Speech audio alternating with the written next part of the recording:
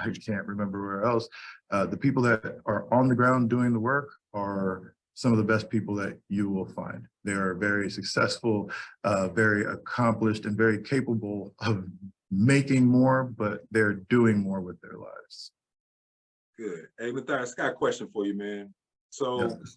our background, you know, being at the top of our game, you know, making it to the highest level takes a lot of discipline. Okay, we both know that.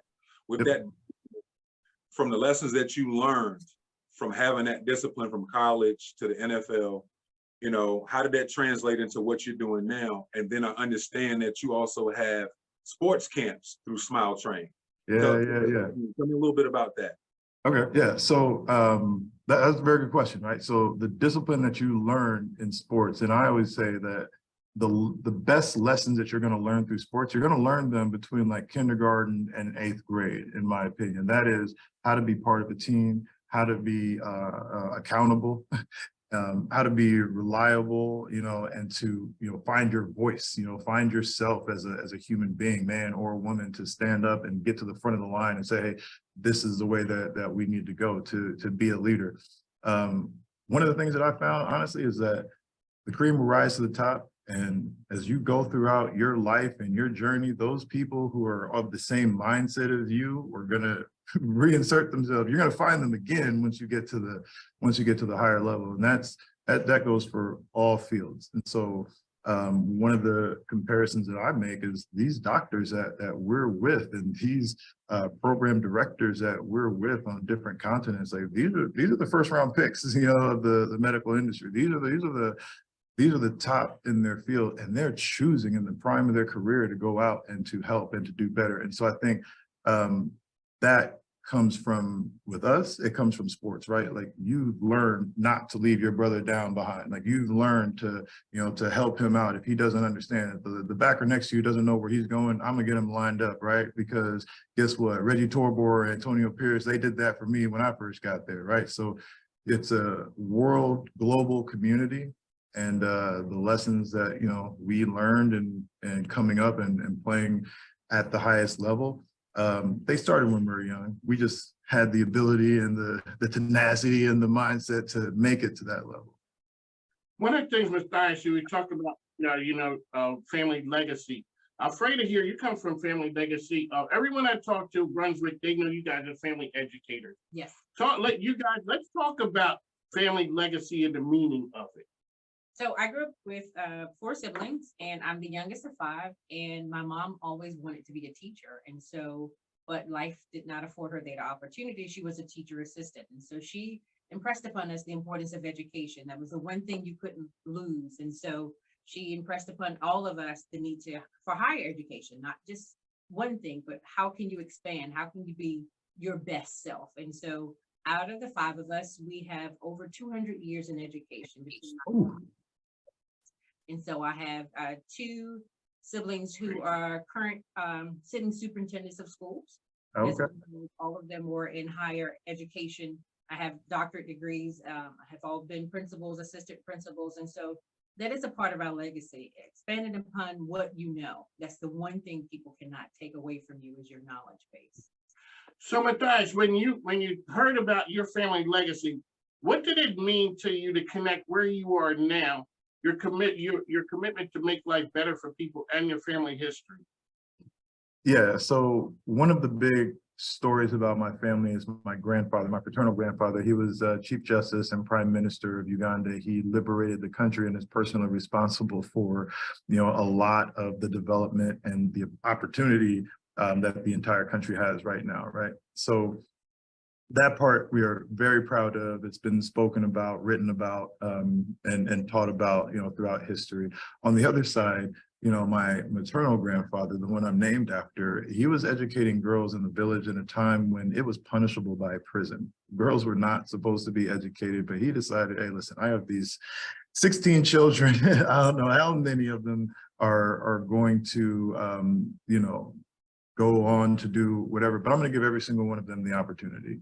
And that was something that I realized after time had been passed down from generation to generation, because growing up, if there weren't A's and B's on the report card, there was no football practice to be had. I wasn't going to a game. And those things always stuck with me, which was that the standard or the expectation of academic achievement in my house was set because it was set generations ago with the mindset of this is what's going to propel you and your children and your children's children through.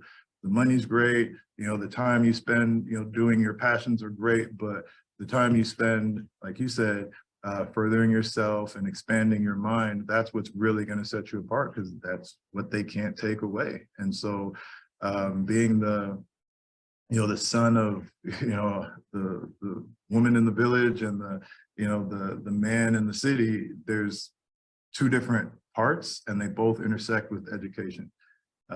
There's little that can be done without it, and there's nothing that can't be done with it. So I appreciate you and your family and your siblings and what you guys have contributed. I can only imagine what those tables look like, or what the conversations at the tables, the policies that are actually being written and changed in your house. It must be fun and amazing. So congratulations.